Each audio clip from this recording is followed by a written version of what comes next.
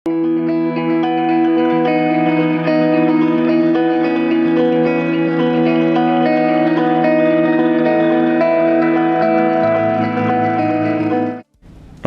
জি 24 ঘন্টা স্বাগত। আমি সব্যসাচী আছি। শুরু করছি রাজ্য শিক্ষা দপ্তর আর জি 24 ঘন্টার উদ্যোগে বাংলার শিক্ষা জুনিয়র ক্লাসরুম। আজকের বিষয় ক্লাস 7 আর 8 এর ইংরেজি। ক্লাস 7-এ উইলিয়াম ওয়ার্ডসওয়ার্থের উইয়ার 7 নিয়ে আজকের পড়াশোনা। রয়েছেন শাখাওয়াত মেমোরিয়াল গার্লস হাই স্কুলের সুদেষ্ণা বসাক বন্দ্যোপাধ্যায়, স্টুডিও রয়েছেন আমাদের সঙ্গে। আর ক্লাস 8 এর poetry on April day H.W. লকফেলো রয়েছেন সরসুনা হাই স্কুলের শিক্ষক শুভদীপ ভট্টাচার্য আমাদের সঙ্গে আমাদের স্টুডিওয়ে। এবং আমরা অবশ্যই পরে যোগাযোগ করার চেষ্টা করব কোচবিহারের সুনীতি একাডেমির ম্যাডাম সুরভি পালের সঙ্গে। তবে শুরুতেই শিক্ষামন্ত্রী পার্থ চট্টোপাধ্যায় কি বার্তা দিয়েছেন ছাত্রছাত্রীদের? যারা দেখছো তোমাদের কি বলেছেন শিক্ষামন্ত্রী, শুনে নেওয়া যাক। সোম থেকে শনি সকাল 10টায় রাজ্য সরকারের শিক্ষা দপ্তর ও জি 24 ঘন্টা উদ্যোগে আমাদের জুনিয়র ক্লাসরুম চালু হবে ক্লাস 5 থেকে 8 পর্যন্ত। সবাই এটা দেখুন, সবাই এটা তোমরা দেখো, যারা ছাত্রছাত্রী আছো অভিভাবকদেরও বলছি এটা ব্যবহার করতে এবং এটা দেখতে। সরসুনার শাখাওয়াত যারা পড়াশোনা করে তারা মোটামুটি চেনা পরিচিত ম্যাডামদের দেখে একটু খুশি হচ্ছে। আর প্রচুর স্টুডেন্ট এই মুহূর্তে রয়েছে। উইয়ার 7 ক্লাস 7-এর উইলিয়াম ওয়ার্ডসওয়ার্থের খুব একটু মন খারাপের কবিতা। যাই হোক, আমরা এইটা দিয়ে একটু শুরু করা যাক। আচ্ছা, ক্লাস ছাত্রছাত্রীরা যারা আমাদের স্ক্রিনের ওই দিকে দেখছো টিভির পর্দায়, তাদেরকে বলি ক্লাস 7-এর লেসন 3 হচ্ছে উইয়ার 7, আমাদের খুব প্রিয় একজন কবি উইলিয়াম ওয়ার্ডসওয়ার্থের লেখা কবিতা। আমি একটু দুটো স্ট্যান্জা তোমাদের পড়ে শোনাই প্রথমে। A simple child that lightly draws its breath and feels its life in every limb, what should it know of death? অর্থাৎ প্রথমে দেখো স্ট্যান্জাটা শুরু হয়েছে একটা ড্যাশ দিয়ে। ড্যাশটা কেন দিয়েছেন বলো তো? এই জন্য দিয়েছেন যে আমাদের যাতে অ্যাটেনশনটা ওইখানে পড়ে। কিন্তু কি বলতে চাইছেন উনি বলছেন যে ওর প্রশ্নটা একটা, যে লাস্ট কোয়েশ্চেনটা দিয়ে উনি স্ট্যান্জাটা শেষ করলেন, অর্থাৎ what should it know of death. এই প্রশ্নটা কিন্তু উনি নিজেকেও জিজ্ঞাসা করছেন, আবার উনি কিন্তু আমরা যারা পড়ছি তাদেরকেও জিজ্ঞাসা করছেন যে একটি ছোট্ট বাচ্চা, তার কি মৃত্যু সম্বন্ধে কোনো আইডিয়া আছে, কোনো কনসেপ্ট আছে? তারপরের স্ট্যান্জাটা দেখো। I met a little cottage girl. She was 8 years old, she said. Her hair was thick with many a curl that clustered round her head. She had a rustic woodland air, and she was wildly clad. Her eyes were fair and very fair. Her beauty made me glad. তারপরে উনি বলতে শুরু করলেন যে ওনার সাথে বা speaker বা poet যাই বলো না কেন, দেখা হয়েছিল একটি ছোট্ট মেয়ের, একটি কটেজ গার্ল, 8 বছর বয়স, তোমাদের থেকে খানিকটা ছোট, এবং she was wildly clad and her eyes were very fair এবং her beauty made me glad, অর্থাৎ ওর বিউটিটা পোয়েটকে খুব বা স্পিকারকে খুব ইমপ্রেস করেছিল। এর পরের স্ট্যান্জা যেগুলো তোমাদের বইতে রয়েছে তাতে তোমরা দেখবে যে throughout the poem you see a conversation between the speaker and the little girl. In that conversation, now we come back to the title of the poem, We Are 7. এটা যদি আমরা দেখি এবার দেখবে ইন দ্য হোল কনভারসেশন, তোমাদের যেমন কেউ দেখা হলে জিজ্ঞাসা করে না, আচ্ছা তোমরা কয় ভাই বোন? এটা তো খুব কমন কোয়েশ্চেন না, তোমাদের তো অনেকেই জিজ্ঞাসা করে তোমরা কয় ভাই বোন। সেরকমভাবে পোয়েটও বা স্পিকার যাই বলো জিজ্ঞাসা করেছিলেন এই ছোট্ট মেয়েটিকে, আচ্ছা বলো তো তোমরা কয় ভাই বোন? তখন সে বলল We are 7, 7 জন, 7 siblings। আচ্ছা ঠিক আছে, তাহলে তারা কোথায়? আমি তো খালি তোমাকেই দেখতে পাচ্ছি, আর তো কাউকে পোয়েটের সামনে তো আর কেউ ছিল না। তখন বলছে কোথায়? তখন মেয়েটি আবার উত্তর দেয়, 2 of us at Conway dwell, 2 are gone to sea। অর্থাৎ 2 জন কনওয়েতে, 2 are gone to sea।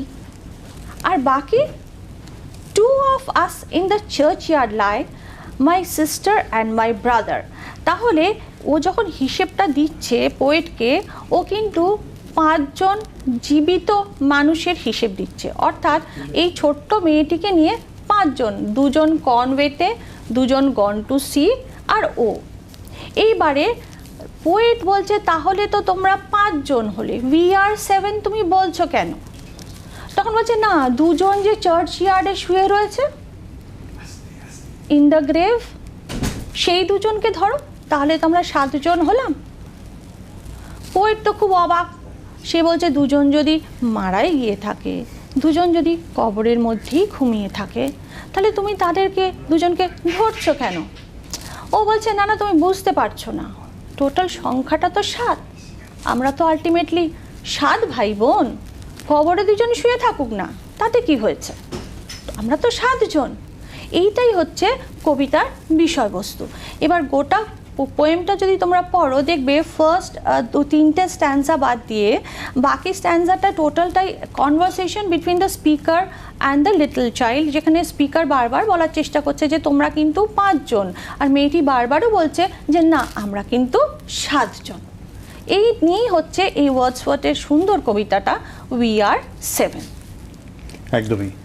আর যেটা বলার সেটা হচ্ছে যে আমাদের ফোন করতে পারেন আপনারা, যারা দেখছো তারা ফোন করতে পারো। এই সম্পর্কে যদি কোনো প্রশ্ন থাকে, আমাদের 2টো ফোন লাইন খোলা রয়েছে, ফোন লাইন তোমাদের স্ক্রিনে থাকবে, ঠিক আছে? তখন তোমরা ফোন নিতে পারো এবং ফোন করতে পারো, ম্যাডাম রয়েছেন, স্যার রয়েছে, সরাসরি প্রশ্ন করতে পারো এই সাবজেক্টে যদি হয়। ক্লাস 7-এর স্টুডেন্টদের কথা বলছি, কিন্তু ক্লাস 8 আমরা পরে আসবো। আর ক্লাস 7-এর ম্যাডাম আর স্যার বেশ কিছু প্রশ্ন আমাদের কাছে ইতিমধ্যেই আগে আগে এসে পৌঁছেছে, তো আমরা একটু সেই প্রশ্নর উত্তরগুলি আলোচনা করি, ঠিক আছে?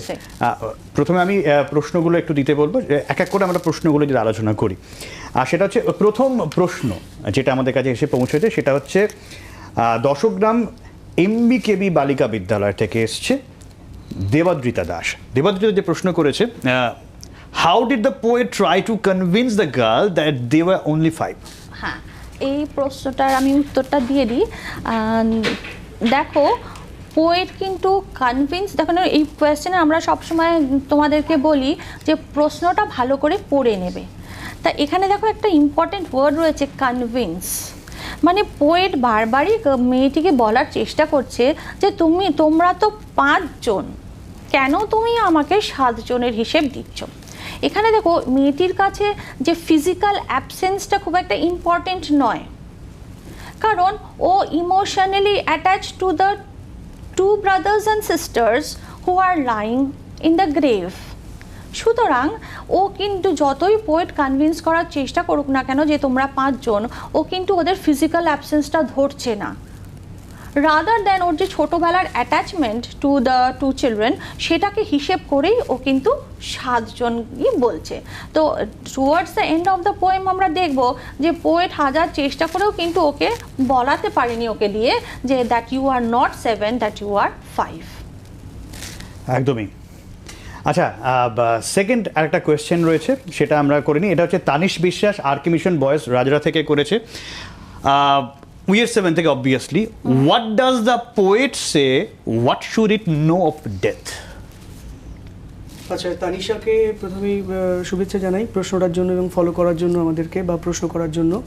তো আমি তোমার এই প্রশ্নের উত্তরটা দিতে চাই, যেটা হলো, দেখো কবিতার শুরুতেই কবি কিন্তু প্রথম স্ট্যান্ডাতেই একটা খুব ক্লিয়ার কাট বলেছেন যে একটা বাচ্চা মেয়ের পক্ষে it's very tough and very almost impossible to say for a little child, whether it is below 5 or 8, whatever, it is very tough to say who is dead and who is alive and what is the actual importance of death in our life. So খুব সহজ করে ব্যাপারটা বোঝালে এটাই হয় যে কবি যেখানে বলছেন যে একটা বাচ্চা মেয়ের পক্ষে এইটুকু বয়সে মৃত্যু সম্পর্কে একটা সম্যক ধারণা রাখা ঠিক কতটা সম্ভব, যেহেতু তিনি নিজে একজন ম্যাচিওর্ড পারসন। তো সেক্ষেত্রে তিনি জাজমেন্টে আনতে চাইছেন যে because of that she is only an 8-year-old girl, তো সেক্ষেত্রে তার পক্ষে সম্ভব নয় যে কোনোভাবেই ডেথ বা ডিমিস সম্পর্কে একটা তার পরিবারের কোনো সদস্য যাকে সে আজকে হারিয়েছে, অথচ মনে করছে কারণ তার টুম্বের ওপরে সে বসে থাকছে, সে সাফার নিচ্ছে, তো সেক্ষেত্রে সে কিন্তু বিশ্বাস করতে চায় না যে তার দাদা বা বোন নেই। যেটা ম্যাম এক্ষুনি আগের প্রশ্নটাতেও বললেন, সেই প্রসঙ্গটা নিয়েই বলবো যে ও ইমোশনালি কিন্তু অ্যাকসেপ্ট করে নিচ্ছে যে they are physically absent in their family but not by their soul. They are physically, they may be disappeared from their family, but actually they are existing within their heart. So সেই অর্থে সে বারবার করে, যখন কবিতাটার পরের দিকেও তোমরা দেখবে তখনও কিন্তু ফিল করবে যে মেয়েটা বারবার করে যতবার কবি ওকে বলছেন যে তোমরা তো পাঁচজন, ও কিন্তু ওটাকে ডিফাই করে বলছেন আমরা 7 জন, কারণ ওই দুজনের অনুপস্থিতি বা অ্যাবসেন্সটাকে ও কিন্তু গ্রহণ করতে রাজি নয় কোনো অর্থে, যেটা কবি কিন্তু তাকে প্র্যাকটিক্যালি বোঝাতে চাইছেন। তো সেই অর্থে আমরা উত্তরটা এইভাবে বলতে পারি যে the poet in his sense accepts that the two are absent in their family, whereas the girl emotionally accepts that they are with them. হ্যাঁ, এই জায়গা থেকে আরেকটা প্রশ্ন আসছে, মানে এই আনসারটাই বোধহয় আরেকটু ইলাবোরেট হবে। নয়ন নাইয়া আরিয়াদহ কালাচাঁদ হাই স্কুল থেকে নয়ন করছে, why does the girls say we are 7? হ্যাঁ, নয়ন যে প্রশ্নটা করেছে সেই কোয়েশ্চেনটার সাথে ফার্স্ট যে আমি কোয়েশ্চেনের আনসারটা দিয়েছি তার অনেকটা মিল রয়েছে। যেমন why does the girl say we are 7, মেয়েটি বলছে, কারণ ওই যে স্যার যে এক্ষুনি বললেন সেই একই কথা, যে ফিজিক্যাল অ্যাবসেন্স মানে এই নয় that the absence of the to persons from the heart of the little child, অর্থাৎ ইমোশনাল অ্যাটাচমেন্টটা তার কিন্তু রয়ে গেছে। ফিজিক্যালি চোখে দেখতে পাচ্ছে না, সামনে নেই, কিন্তু ও ফিল করতে পারছে যে গ্রেভের নিচে, দেখবে 12 steps from my mother's cottage, সেই গ্রেভের নিচে কিন্তু ওকে ওদের এক্সিস্টেন্সটা ও যেন ফিল করতে পারছে।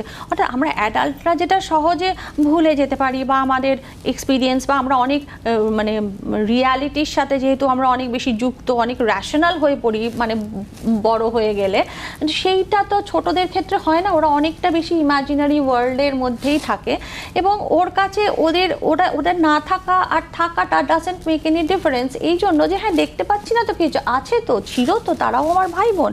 তো এইটা খানিকটা ক্যারি ওভার বলতে পারেন ওই ফার্স্ট কোয়েশ্চেনটার থেকে আর কি, যে প্রায় কাছাকাছি এক্সপ্লেনেশন আসছে। আচ্ছা, আমাদের সঙ্গে একজন দর্শক চলে এসছে, ক্লাস 7-এরই সৌমিলি বিশ্বাস। সৌমিলি, কোন স্কুলে পড়ো? সৌমিলি, শোনা যাচ্ছে? হ্যাঁ, সৌমিলি কোন স্কুলে পড়ো? আমি পলাশী সিনিয়র বালিকা দেখতে পাই। বেশ, সৌমিলি তোমার প্রশ্ন। সৌমিলি, প্রশ্নটা করে ফেলো। What is the inner meaning of the expression their grapes are green, they may be green? বোঝা গেছে না? আরেকবার করতে বলবো। আরেকবার যদি একটু স্পষ্ট করে করো। Their grapes are green, they may be green. ঠিক আছে। বোঝা আচ্ছা গেল। সৌমিলি, তোমার প্রশ্নের উত্তর দিচ্ছে ম্যাডামরা। Thank you. আচ্ছা শোনো, খুব ভালো প্রশ্ন করেছো তুমি। দেয়ার গ্রেভস আর গ্রিন, গ্রেভ মানে তো জানো যে মৃত্যুর পরে অনেক ধর্মীয় মানুষদেরকে কবরে পুঁতে দেওয়া হয়, তার উপর মাটি ফেলে দেওয়া হয়। এবার ওপরে মাটিটা ফেলে দিলে কি হয়, কোনো না কোনো সময় বেশ কিছুদিন পরে তার উপর ঘাস বা গুল্ম জাতীয় কিছু জন্মায়। সুতরাং গ্রেভটা ওপরে যখন মাটি ফেলে দেওয়া হয়েছে তার উপর একটা গ্রিন গ্রাসের একটা লেয়ার হয়তো হয়ে গেছে, বা অন্য কোনো হয়তো গাছ টাছও জন্মে থাকতে পারে। সেই ক্ষেত্রে দেয়ার গ্রেভস আর গ্রিন, এটা হচ্ছে একদম সোজাসুজি লিটারালি মানে যেটা তুমি বলতে পারো। কিন্তু তুমি যদি আরেকটু ভালো করে ভাবো তাহলে দেখবে এই গ্রিন ওয়ার্ডটা কিন্তু এখানে একটু অন্যরকম কিছু বলছে না আমাদের। যেমন গ্রিন কি বলো তো, গ্রিন মানে লাইফ, গ্রিন মানে সতেজতা, গ্রিন মানে এনার্জি।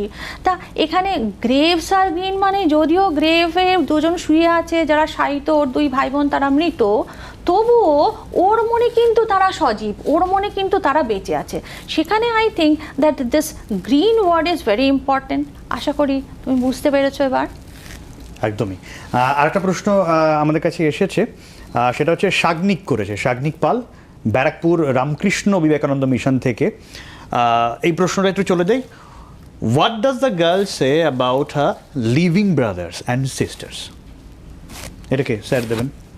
ম্যাডাম। আচ্ছা, লিভিং ব্রাদার্স অ্যান্ড সিস্টার্সের মেয়েটি হিসেব দিয়েছে। মেয়েটি তো টোটাল 7 জনের হিসেব দিয়েছে, তার মধ্যে হচ্ছে 2 জন গ্রেভে রয়েছে, 2 জন শুয়ে রয়েছে গ্রেভের মধ্যে। সো ওই 2 জনকে বাদ দিয়ে আর 5 জন রইল লিভিং ব্রাদার্স অ্যান্ড সিস্টার্স। এই 5 জনের মধ্যে আবার মেয়েটি নিজে একজন, তাহলে রইল গিয়ে আরও 4 জন। এই 4 জনের মধ্যে দেখো লিখেছেন পোয়েট যে 2 of us at Conway dwell, অর্থাৎ 2 জন বসবাস করে কনওয়েতে, এবং 2 have gone to sea, 2 জন সমুদ্র যাত্রায় গেছে। তাহলে হলো 2 2 4, আর ওই ছোট্ট কটেজের মেয়েটি একজন, মিলে 5 জনের হিসেব। 5 living brothers and sisters. একদমই একদমই উত্তরটা পাওয়া গেছে আশা করি। সাগ্নিক, আচ্ছা, আর একজন রয়েছেন আমাদের সঙ্গে টেলিফোনে, প্রিয়ব্রত ঘোষ দস্তিদার, ক্লাস 7-এ। প্রিয়ব্রত দেখছে এই মুহূর্তে জি 24 ঘন্টা।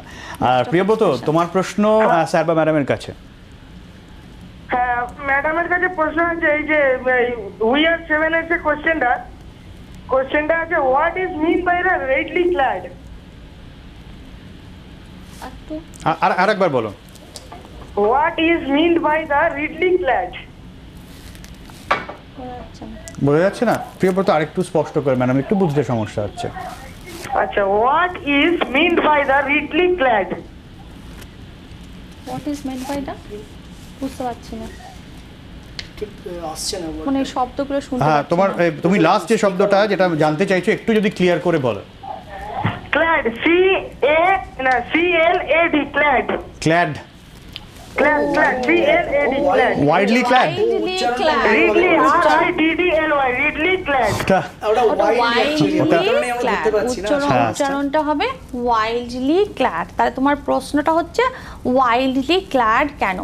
ওয়াইল্ড মানে কি, আমরা ওয়াইল্ডের যদি বাংলা শব্দ করি বন্য হয়, এখানে তো বন্য নয়, এখানে মেয়েটি তো একটি সাধারণ গ্রামের মেয়ে। দেখো ওখানে একটা হচ্ছে রাস্টিক উডল্যান্ড এর লেখা ছিল তোমাদের কবিতাটার মধ্যে। রাস্টিক মানে কি, গ্রাম্য, রুরাল। তো এই রুরাল একটি মেয়ে, সে তো খুব ফ্যাশনেবল বা অত্যাধুনিক জামা কাপড় পরে নেই, সেই জন্য বলেছে ওয়াইল্ডলি ক্ল্যাড, অর্থাৎ জামা কাপড়ের মধ্যে একটু এলোমেলো ভাবও রয়েছে, সেরকম সুন্দর পলিশড কিছু নেই।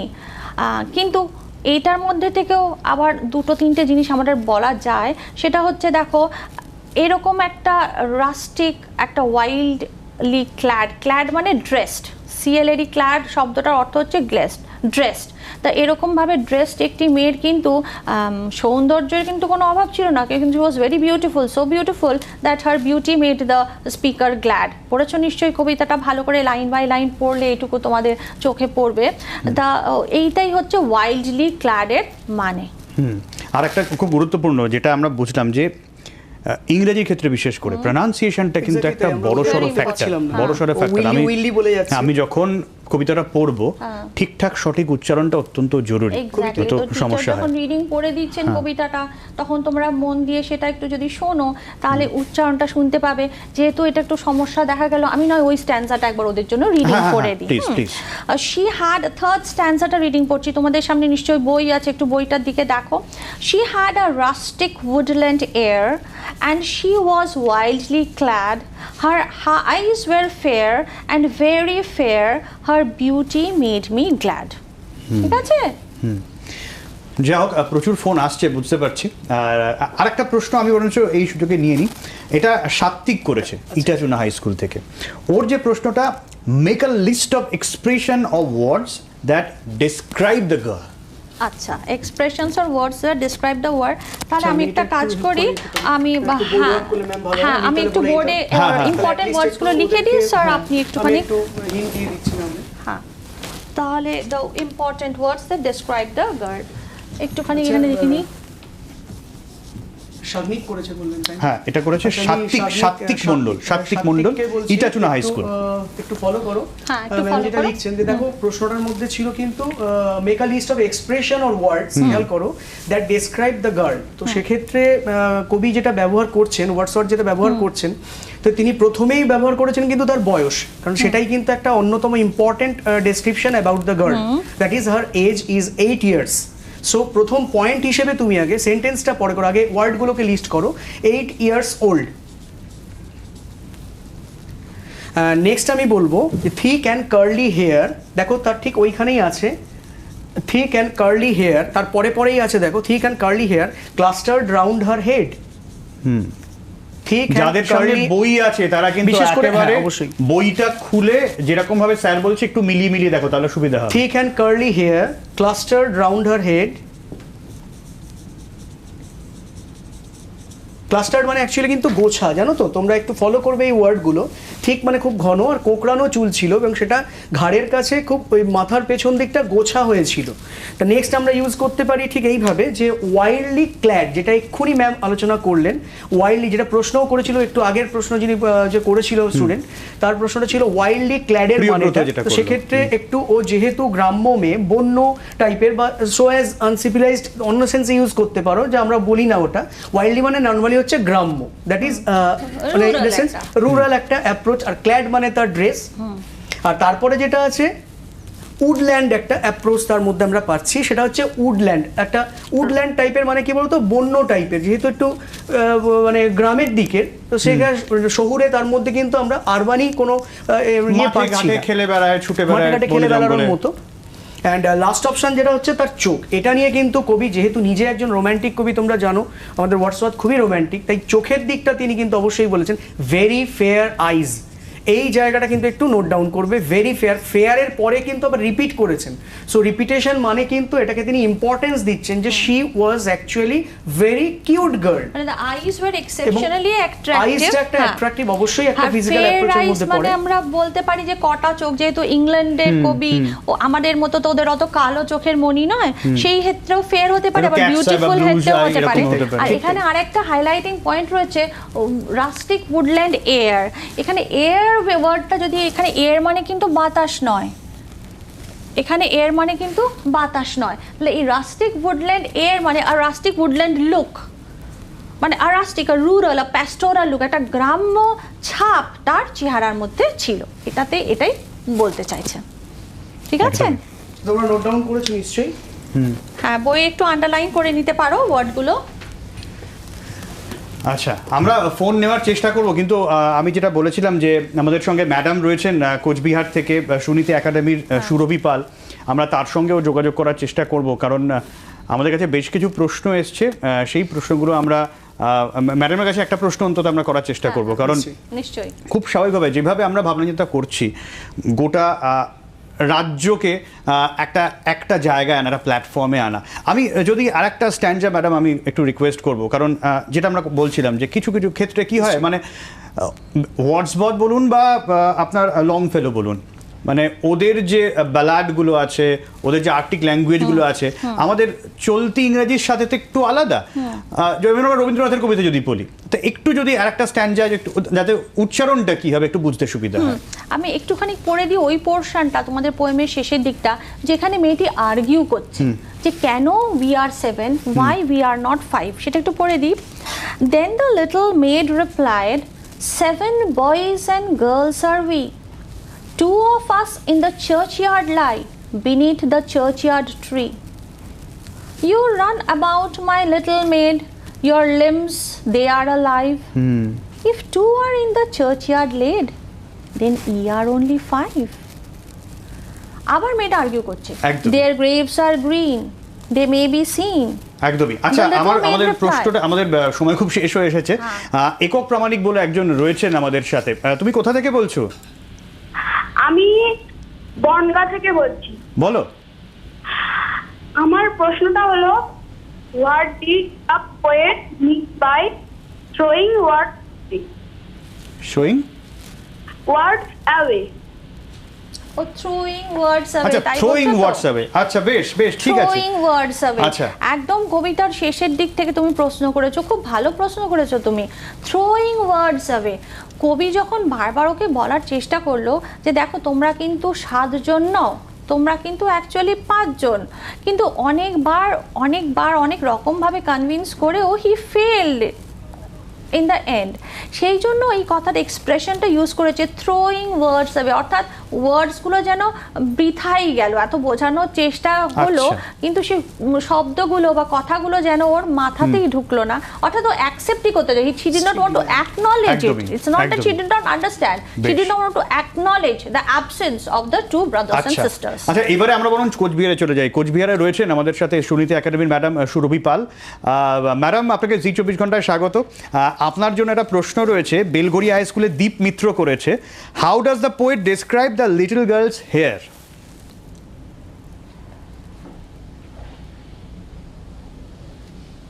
হ্যাঁ, শুনতে পাচ্ছি। হ্যালো হ্যালো হ্যাঁ, আমার কথা শোনা যাচ্ছে? হ্যালো হ্যাঁ হ্যাঁ ম্যাডাম, যে প্রশ্নটা যাচ্ছি। দীপ মিত্র বেলঘড়ি আমার হাই কাছে স্কুলের তো? করেছে, হ্যাঁ শুনতে পাচ্ছি। Deep Mitra Belgharia high school, how does the poet describe the little girls hair? আমি প্রশ্নটা শুনেছি। ওকে, হ্যাঁ, প্রশ্নটা শুনতে পেয়েছি।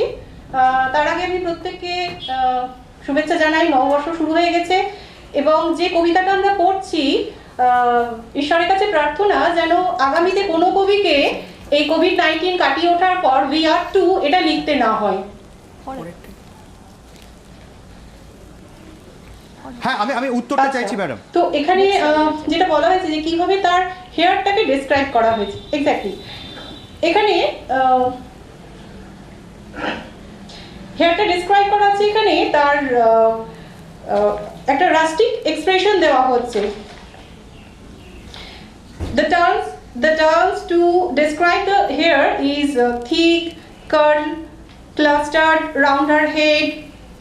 তো এই শব্দগুলো দিয়ে অ্যাকচুয়ালি তার হেয়ারের যে ডেসক্রিপশন, তার মধ্যে দিয়ে বোঝানো হচ্ছে that she is a rustic girl. She is a rustic girl with the woodland air. এবং তার এই যে শুধু হেয়ার নয়, তার ড্রেস হোয়াইটলি ক্ল্যাড এবং তার সমস্ত অ্যাপিয়ারেন্সকে বারবার তুলে ধরছেন কবি এই জন্য যে বোঝানোর জন্য যে she is a rustic girl and she is very innocent. যে ইনোসেন্সটা ইনডিরেক্টলি আমাদের বুঝিয়ে দিচ্ছে শি ইজ ইগনোরেন্ট অলসো। যে ইগনোরেন্সটা কবি বারবার করে হাইলাইট করতে চাচ্ছেন এটা বোঝানোর জন্য she is ignorant of the knowledge of death. একদমই একদম, কারণ কবির ধারণা ডেথ সম্পর্কে তার কোনো আইডিয়াই নেই এবং সেই জন্যই সে আর কি একদম। পরের দিকে আমরা এই আর্গুমেন্টটা আরো বেশি করে পাবো এবং সেই কন্টিনিউয়াস একটা আর্গুমেন্ট চালিয়ে যাবে that we are 7 and not we were 7। একদমই, অনেক ধন্যবাদ। সুরবেরান ছিলেন কোচবিহারের থেকে সরাসরি। এবারে কিন্তু যে কাজটা সেটা হচ্ছে অ্যাসাইনমেন্ট দেওয়ার কাজ। আমাদের সময় খুব অল্প, একটু স্যার ম্যাডামকে বলবো যারা শুনলো ক্লাস 7-এর তাদের জন্য অ্যাসাইনমেন্ট কি থাকছে? অ্যাসাইনমেন্ট, একটা ছোট্ট অ্যাসাইনমেন্ট ভাবা হয়েছে। তোমরা তো সবে কবিতাটা পড়লে, এটা অনেকবার করে রিডিং পড়ো, রিডিং পড়ে সেটা উপলব্ধি করার চেষ্টা করো। করে তোমাদের একটা ছোট্ট অ্যাসাইনমেন্ট দিয়েছি, answer the following questions in complete sentences. তোমরা হয়তো স্ক্রিনে দেখতে পাবে ওটা।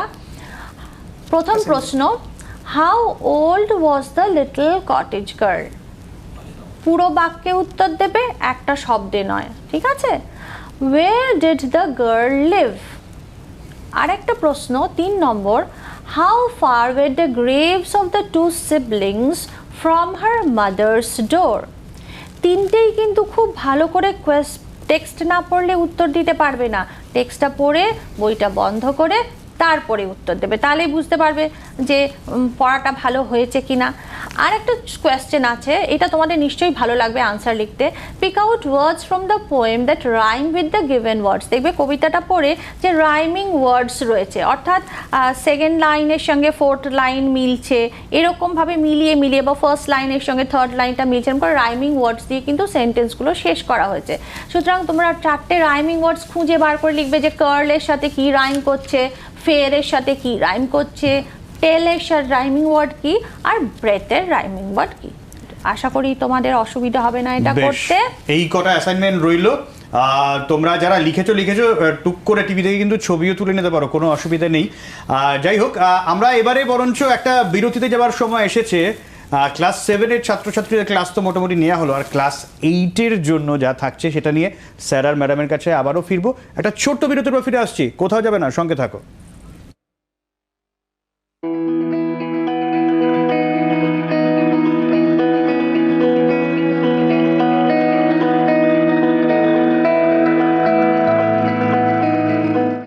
রাজ্য শিক্ষা দপ্তর আর জি24 ঘন্টার উদ্যোগে বাংলার শিক্ষা জুনিয়র ক্লাসরুমে আপনাদের আরও একবার স্বাগত। আমাদের সঙ্গে রয়েছেন শাখাবাদ মেমোরিয়াল গার্লস হাই স্কুলের সুদেষ্ণা বসাক বন্দ্যোপাধ্যায়, আর আমাদের সঙ্গে রয়েছেন সরসুন্না হাই স্কুলের শিক্ষক শুভদীপ ভট্টাচার্য, এবং আমাদের সঙ্গে রয়েছেন কোচবিহারের সুনীতি একাডেমির ম্যাডাম সুরভি পাল। আর ক্লাস 7 তো পড়াশোনা একটু হলো, এবারে ক্লাস 8-এর একটু পড়াশোনা করা যাক স্যার ম্যাডাম।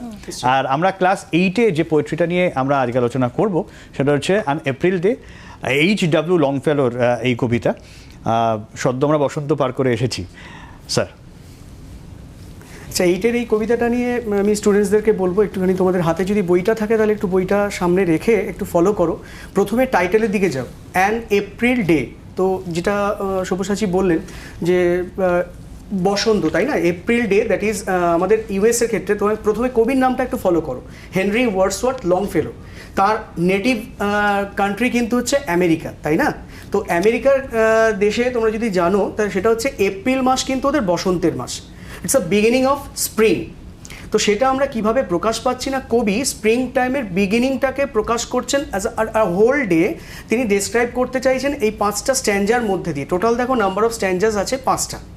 তো আমি তোমাদেরকে বইতে যেরকম প্রেজেন্টেশন আছে তার মতো করেই আরেকটু অন্যরকম প্রেজেন্টেশন আমি দেখাতে চাইবো। আমি ক্যামেরা পার্সনকে বলবো একটু আমার দিকে যদি দেখানো যায় এই পেজটা, যে পেজে দেখো স্ট্যান্ডারটাকে ঠিক এইভাবে যদি তোমরা একটু ভাগ করে নাও তাহলে বোধহয় সুবিধা হবে। আর ম্যামকেও বলবো পাশাপাশি পিপিটিটা যদি দেখানো যায় একটু সুবিধে হয়। সেটা হলো দেখো অ্যান এপ্রিল ডে, টোটাল 5টা স্ট্যান্ডা করা আছে। স্ট্যান্ডার মধ্যে না কিছু শেষ শব্দগুলো তুমি যারা একটু আগের চ্যাপ্টারটা ফলো করলে ঠিক ওইভাবে দেখো রাইমিং ওয়ার্ডস শেষে হাইলাইট করা আছে। তো আমি প্রথমে যেটা বলবো সেটা হচ্ছে অ্যান এপ্রিল ডে, টাইটেলের দিকে তাকাও। টাইটেলটা অ্যান এপ্রিল ডে ইন্ডিকেট করছে it's a beginning of spring, এবং কবি পুরো কবিতাটার মধ্যে স্প্রিং সিজনের কিছু ন্যাচারাল বিউটিকে 5টা স্ট্যান্ডায় আলাদা করে প্যানোরামিক প্রেজেন্টেশন করেছেন। এখন প্যানোরামা বলতে অনেকটা রিলের মতো, জানো তো, আমরা যেরকম এই ছোটো ছোটো ক্যামেরা ছোটোবেলায় ইউজ করো না, যে একটা বাটন টিপলে একটা একটা করে স্লাইডিং চলে গেল, একটা ছবি চলে যাচ্ছে, সেই রকম 5টা আলাদা আলাদা দৃশ্যপট তিনি তুলে ধরেছেন এই কবিতায়। শুরুর দিকে তাকালে দেখবে হোয়েন দ্য ওয়ার্ম সান, দেখতে পাচ্ছ নিশ্চয়ই তোমরা, বইতে আছে, দ্যাট ব্রিংস, পাচ্ছ তো, that brings seed time and harvest has returned again, apostrophe টি, এই জায়গাটা একটু ফলো করবে। অ্যাপোস্ট্রফি কিন্তু আসলে ইট, এটাকে অ্যাব্রিভিয়েটেড ফর্মে করা আছে, শর্ট ফর্মে। অ্যাপোস্ট্রফি সেন্স এরা ইংরেজিতে বিভিন্নভাবে ইউজ হয়। অ্যাপোস্ট্রফি ভি যেরকম হ্যাভ হয় তেমনি অ্যাপোস্ট্রফি টি হলো ইট। তাহলে it is sweet to visit the still woods, পাচ্ছ লাইনটা, it's sweet to visit the still woods where springs the first flower of the plain. So first flower, প্রথম স্ট্যান্ডার last লাইনেই কিন্তু একটা indication that the season of spring is going to begin. তো সেক্ষেত্রে এরপরে তিনি আস্তে আস্তে করে তার ক্রমশ অন্যান্য যে প্যানোরামিক বিউটিগুলো আছে সে তার দিকে তিনি ক্রমশ এগিয়ে যাচ্ছেন। আমি এই সেকেন্ড স্ট্যান্ডার্ড একটু পড়ে তারপরে আমি ম্যামকে বলবো যে ডিসপ্লে করা আছে সেই যদি সিনপসিসটা একটু দেখা যায়, স্ট্যান্ডা ওয়াইজ সিনপসিস একটা করা আছে তোমাদের জন্য খুব সুন্দর করে। সেকেন্ড স্ট্যান্ডার্ডে দেখো কবি খুব কনফিডেন্টলি বলছেন I love the season well. তাহলে আমরা আরও একটা জিনিস পাচ্ছি, not only that the poet is describing about the season and it's beauty, but also that he is going to express his love for the season. Actually he is in love with the season, সেটা প্রকাশ পাচ্ছে কিন্তু second স্ট্যান্ডার first লাইনে, I love the season. When, তো খেয়াল করে দেখো, when forest গ্লেডস, এখন Glade মানেটা দেখো ওয়ার্ড নোটেই কিন্তু তোমাদের পরের পেজে যেটা 26 পৃষ্ঠায় দেখো, টেক্সটে আমি 25 পৃষ্ঠার এটা পড়াচ্ছি, 26 পৃষ্ঠাতেই দেখো ওখানে কিন্তু ওয়ার্ড নোট করা আছে। ওই ওয়ার্ড হিন্টে গ্লেডস মানে দেখো ওপেন স্পেস, একটা large area of open land in a forest. তাহলে সেটা একটা ফাঁকা বিস্তীর্ণ তৃণভূমি কাভার্ড উইথ গ্রাস, সেই রকম একটা জায়গা, সেটা পরিপূর্ণ হয়ে যাচ্ছে। That is come to live again the nature after the season of winter which is a season of dreariness, cosiness. সেক্ষেত্রে সেটা আস্তে আস্তে করে আবার the nature is getting life again. তো সেক্ষেত্রে বলছেন কি, when the forest glades are teeming with bright forms means beauties, the natural beauties are spreading up again after the season of winter. So next বলছে nor dark and many folded clouds, এই দুটো word কিন্তু আমরা পরের দিকে আবার একটা এক্সারসাইজেও পেয়ে যাব। ক্লাউডটাকেও তিনি কত সুন্দর করে মাত্র দুটো শব্দে মিন করলেন, dark and many folded clouds. Foretell মানে কি, পূর্বানুমান করা বা পূর্বাভাস দেওয়া, makes an indication of something is going to happen. তো বলছে কি when the dark and many folded clouds foretell the coming on of storms, coming of মানে অ্যাপ্রোচিং। সো নর দিয়ে শুরু করলেন, ইটস এ নেগেটিভ সেন্টেন্স। তার মানে কি, আপাতত তার একটাই ভালো লাগার বিষয় যে আপাতত কোনো রকম কালো মেঘ, তার বর্ষণ, তার গর্জন এসব কিন্তু নেই। তার মানে you can enjoy the season to its full. Like the poet himself. So এই যে মিনিংগুলো, এই মিনিংগুলো যত তুমি সহজে ধরতে পারবে তত কিন্তু বেটার তুমি একদম। কবিতাটাকে বুঝবার জায়গায় একদম। পৌঁছবে এবং উত্তরগুলো ততটাই তোমার কাছে সহজবোধ্য হবে। ঠিক একদম। আছে, আর যেটা বলবো যে সহজ করে যদি তোমরা পড়তে চাও তাহলে একটা জিনিস লিখে নিতে পারো, ইটস স্প্রিং টাইম। ফার্স্ট স্ট্যান্ডার একটা ছোট্ট সিনপসিস আমি বলি, it's spring time, flowers are blooming. Second স্ট্যান্ডার ক্ষেত্রে যদি সম্ভব হয়, bright things are seen in the forest. Third স্ট্যান্ডার ক্ষেত্রে একটা ছোট্ট সিনপসিস করা যায়, sapling is drawing sustenance, sustenance মানে গেটিং অ্যালাইভ এগেন, আর ড্রপিং লিভস আর রিভাইভিং। খুব ইম্পর্টেন্ট, দেখো থার্ড স্ট্যান্ডার ক্ষেত্রে আছে যে when the থার্ড স্ট্যান্ডার ক্ষেত্রে দিচ্ছে the from the arts moulded are loosen mould, loosen মানে আলগা যে মাটিগুলো, সেখান থেকে the sapling draws its sustenance and thrives. Thrive করার মানে কি, নতুন করে যেন বেঁচে উঠছে, একটা কুঁড়ি সে আস্তে আস্তে করে প্রস্ফুটিত হলো। তো অর্থাৎ দেখো খেয়াল করো, নতুন করে একটা প্রাণের যেন স্পন্দন আবার পৃথিবী ফিরে পাচ্ছে। এইভাবেই কিন্তু পুরো কবিতাটা কন্টিনিউড হয়েছে 5টা প্যানোরামিক পিকচারের মাধ্যমে। একদমই। আর মোটামুটি এর পরও যাদেরকে প্রশ্ন আছে, মানে খুব সুন্দরভাবে আপনি বুঝিয়ে দিলেন, মানে আমারও ক্লাসটা হয়ে যাচ্ছে।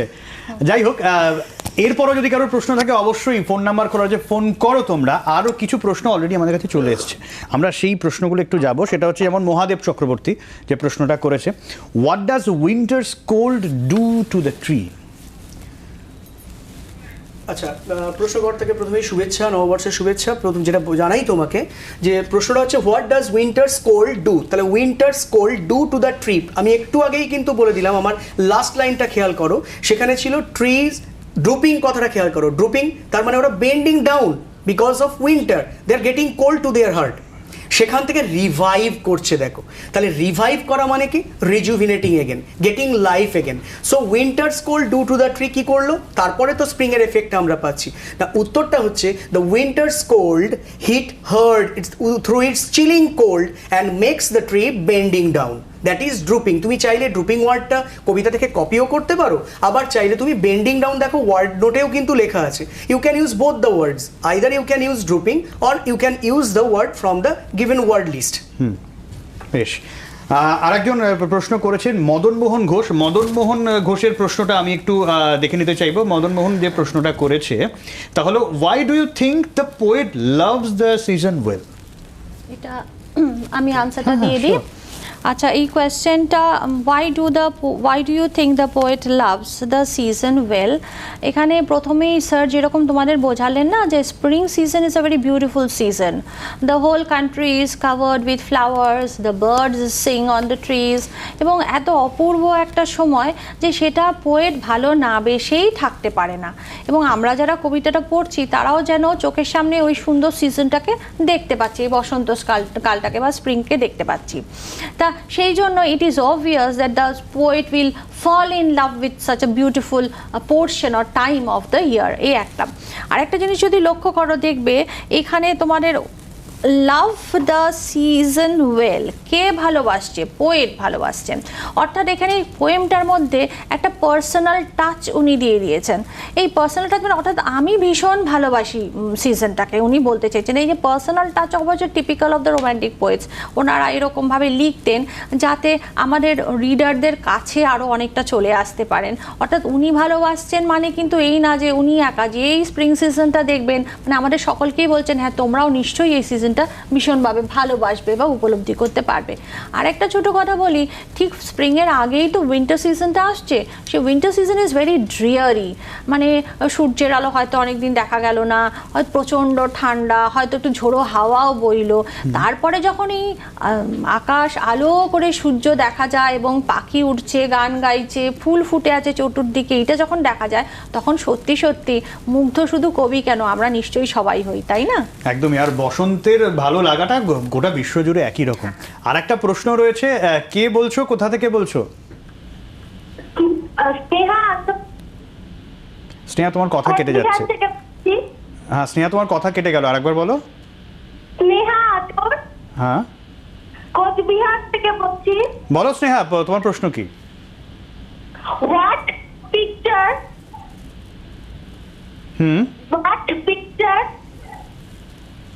হ্যাঁ তারপর বলো।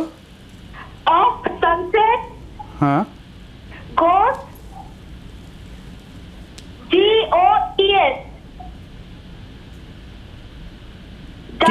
GOES does does Goes.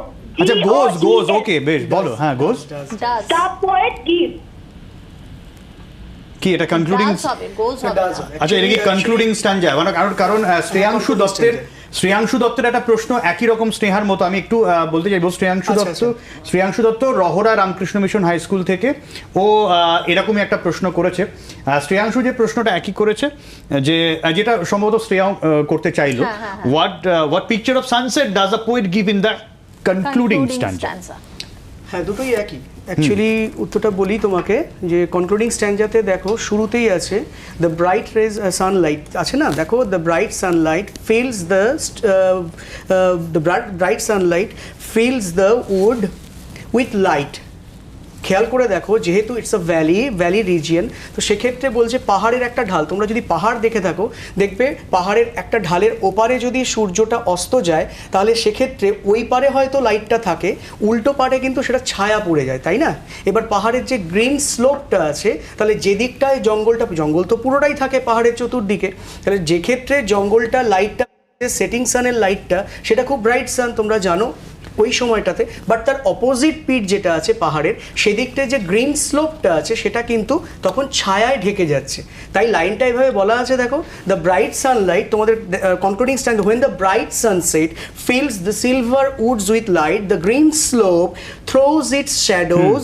In the hollows of the hills so হলো হোয়াট ইজ আ হলো এটা তোমাকে একটু বোঝা দরকার কারণ না হলে উত্তরের মধ্যে তুমি লিখতে পারবে না হলোটা actually it's a valley region surrounded by hills everywhere all around so যে পার্টটা সানসেটটা হিট করতে পারছে না সেদিকটা কিন্তু শেডেড হয়ে থাকছে তো সেক্ষেত্রে শেডটা থ্রো করছে ওই হলো প্লেসটাকে মানে ভ্যালিটাকে আর উল্টো দিকটা তখন কিন্তু এনলাইটেন্ড হয়ে থাকছে তাই দেখো লাস্ট লাইনে কিন্তু আবার মেনশন করা আছে and the wide the upland যে জায়গাটা সেটা কিন্তু আবার বিস্তীর্ণ অংশ অনেকটাই কিন্তু এনলাইটেন্ড হয়ে যাচ্ছে তো এইটুকু অংশ তোমরা যদি উত্তরে লিখতে পারো আরেকজন আমাদের সঙ্গে টেলিফোনে রয়েছে কে বলছো জামি মুর্শিদ হ্যাঁ বলো হ্যাঁ বলছি আমার প্রশ্নটা হলো why do you think the poem is titled an April day suggest an alternative title আচ্ছা এই একই প্রশ্নটা সোহেল মোহাম্মদ ও করেছে why do you think the poem is titled an April day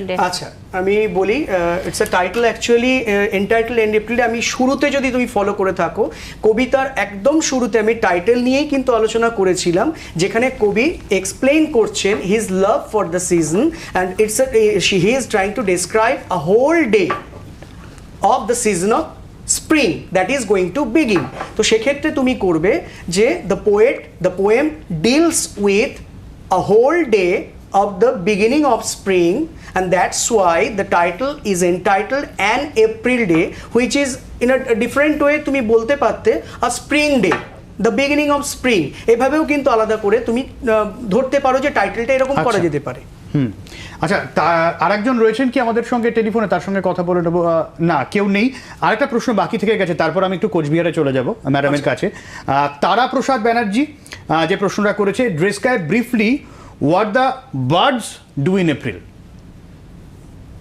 আচ্ছা আমি বলি ম্যাম বল হলো আচ্ছা describe briefly what the birds do in April একটু আগে যে প্রশ্নটা আমি উত্তর দিচ্ছিলাম তখন তোমাদেরকে আমি বলছিলাম যে বসন্তকাল মানেই after the dreary winter season dreary dark and not very comfortable winter season we come to a very beautiful spring season the spring season শুধু আমাদের মানুষদেরকেই যে খুব আনন্দ দেয় তা নয় the whole of the nature is rejuvenated during this time তারা জেগে ওঠে যেন ঘুমিয়ে পড়েছিল এতদিন সেখান থেকে জেগে ওঠে আকাশে অসংখ্য সুন্দর রঙিন পাখি উঠতে থাকে দ্য ফেদার্ড ফ্রেন্ডস অফ ম্যান মানুষ বলে দ্য রঙিন পাখি উঠতে থাকে এবং পাখিগুলো যখন ওড়ে তখন এই জঙ্গলের মধ্যে দিয়ে যে গাছের পাতার ফাঁক দিয়ে যে রোদ তাদের চোখে এসে পড়ে দেখবে গ্লান্স শব্দটা রয়েছে ওখানে তাতে ওরা ভীষণ আনন্দিত হয়ে পড়ে যে এতদিন পরে সূর্য মুখ দেখতে পেয়েছি আমরা এবং মনের আনন্দে তারা নানা রকম সুরে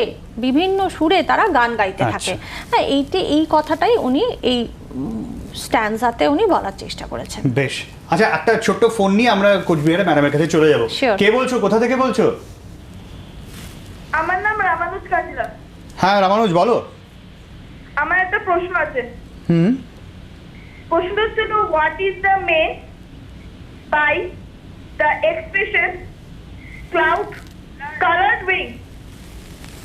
ঠিক আছে, ওকে ওকে, ঠিক হ্যাঁ, আছে। খুব ভালো প্রশ্ন। অ্যাকচুয়ালি এটা একটা ইমেজিক রিপ্রেজেন্টেশন। কালার্ড উইংস এরকম ধরনের শব্দগুলো তোমরা কবিতা, বিশেষ করে ব্রিটিশ পোয়েট বা রোম্যান্টিক পোয়েটদের খুব বেশি করে পাবে। যত তুমি উঁচু ক্লাসে যাবে তত আরও পাবে ইমেজিক ওয়ার্ডস। এটা ইমেজ রিপ্রেজেন্ট করছে। একটু আগেই ম্যাম বলছিলেন, ওই একই প্রশ্নের সূত্র ধরেই বলি, কালার্ড উইংস। আচ্ছা, তুমি পাখি দেখেছো নিশ্চয়ই। পাখিদের ফেদারগুলো খেয়াল করবে, খুব রঙিন হয়, তাই না? তা যেহেতু এটা স্প্রিং সিজন এবং তোমার যে সূর্যের আলোটা পড়ছে ফরেস্টের ভেতর দিয়ে, সেখানে পাখিগুলো যখন উড়ছে তাদের ডানাগুলো যেন এনলাইটেন্ড হচ্ছে, সেই আলোটা পড়ছে তাদের ডানার ওপরে। So the colourful feathers, actually coloured wings represent the birds having colourful feathers. তোমার উত্তরের এক্স্যাক্ট আনসার কিন্তু এটাই। একদমই। আমরা এবারে একটু সরাসরি কোচবিহারে চলে যাব। সুরভি ম্যাডাম রয়েছেন আমাদের সঙ্গে। আমি সুরভি ম্যাডামের কাছে যে প্রশ্নটা, ম্যাডাম সায়নী মুখার্জি, সায়নীর যে প্রশ্নটা, how does the season become beautiful without the presence of the dark cloud?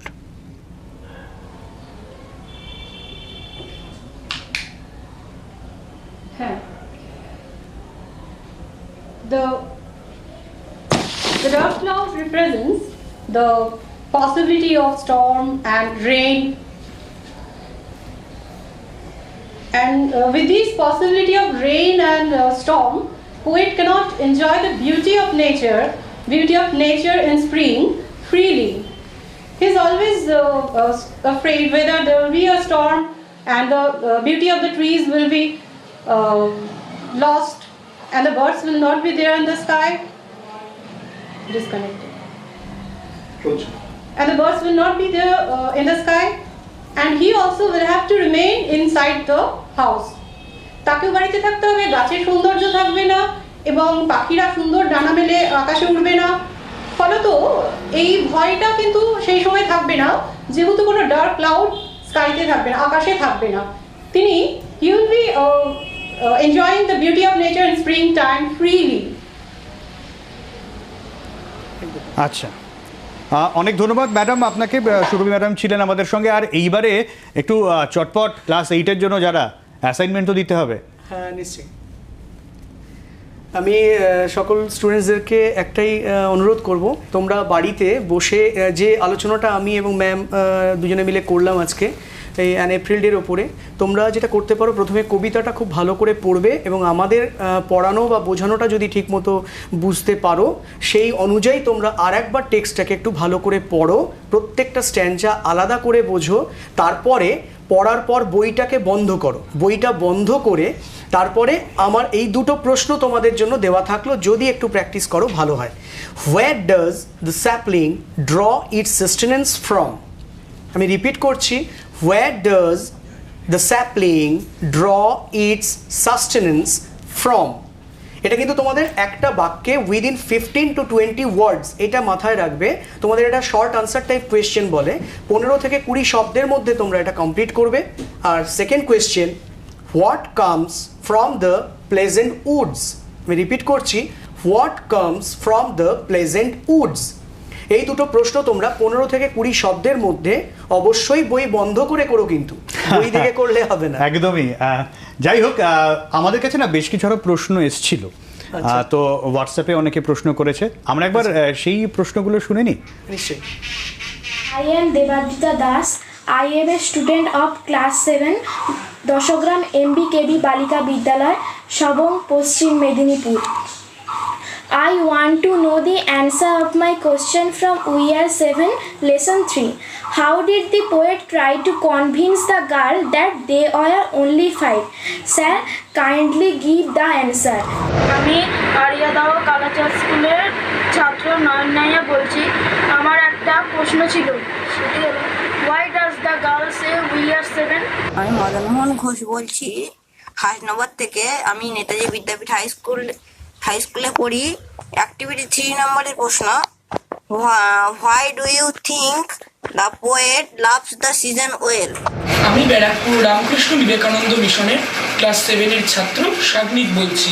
আমার একটা প্রশ্ন ছিল, what does the girl say about her living brothers and?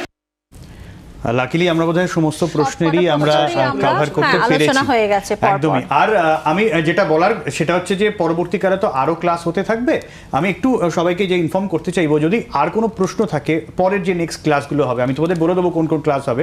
সেটা হচ্ছে একটা হোয়াটসঅ্যাপ নাম্বার, একটু নোট ডাউন করে নাও, সেটা হচ্ছে 9434324078। আর একবার বলছি 9434324078। এই হোয়াটসঅ্যাপে তোমরা প্রশ্ন করতে পারো অথবা মেল করতে পারো। মেল আইডি হচ্ছে JR Classroom 2020, বানান করে বলে দিচ্ছি JRCLASSROOM Classroom 2020 আর এই যে আজকের জন্য প্রশ্ন যেগুলো আরো অনেকে তো করেছে, হ্যাঁ, তো সেইগুলো আমরা বাছাই করা, কিছু বলবেন? হ্যাঁ বলছি, আমি জাস্ট এই বোর্ড ওয়ার্ক যেটা বলতে চেয়েছিলাম আচ্ছা, ওদেরকে, আচ্ছা। সেটা যদি একটু ওদের দেখিয়ে দেওয়া যায়। আমি যাচ্ছি, আমি জাস্ট ওদেরকে একটু ইনফর্ম করে দিই যে যারা যারা প্রশ্ন আমরা এখানে উত্তর দিতে পারবো না, ঠিক আছে, তাদের ক্ষেত্রে একটা আমি ইমেল আইডি দিই, সেটা হচ্ছে banglarshikha.gov.in। এই ওয়েবসাইটে যদি যাও তাহলে কিন্তু তোমাদের বাকি যে প্রশ্ন, বাছাই করা প্রশ্ন উত্তর তো পেতে থাকবে। তবে স্যার যেটা বলার, আজকে একদম সময় নেই, কারণ বড়রা ওয়েট করছে 11-12, ওদের জন্য কিন্তু পরের ক্লাসটা আছে 11টা থেকে। তাই আজকে মোটামুটি স্যার আপনাদের অনেক ধন্যবাদ, এখানে আমাদের শেষ করতে হচ্ছে। তবে আগামীকাল যেটা থাকছে সেটা হচ্ছে 5 আর 6-এর ক্লাস, সেখানে কালকে বিষয় থাকবে অঙ্ক। আর আজকে যারা 7-8 ছিলে তাদেরকে একবার জানিয়ে রেখে যে আগামী 20 তারিখ তোমাদের কাছে আবার আমরা আসবো এবং সাবজেক্ট কিন্তু থাকবে বাংলা। আপাতত স্যার, ম্যাডাম আপনাকে ধন্যবাদ অনেক। কোচবিহার থেকে ম্যাডাম ছিলেন, কোচবিহার থেকে যে ম্যাডাম ছিলেন তাকেও অনেক ধন্যবাদ। এবং এরপরেই ক্লাস 11-এর এবং ক্লাস 12-এর শুরু হবে। তবে আপনাদের আর একবার আমি জানিয়ে দিই যে সাবজেক্ট আসবে সেটা হচ্ছে বাংলা নিয়ে আমরা আসবো আগামী 20 তারিখ। যারা 7-8-এর স্টুডেন্ট যারা দেখছো তাদের জন্য থাকবে ক্লাস 7-এ ছন্দে শুধু কান রাখো, আর ক্লাস 8-এ থাকবে বোঝাপড়া। আজকের মতো এই পর্যন্তই, সঙ্গে থাকো জি 24 ঘন্টা।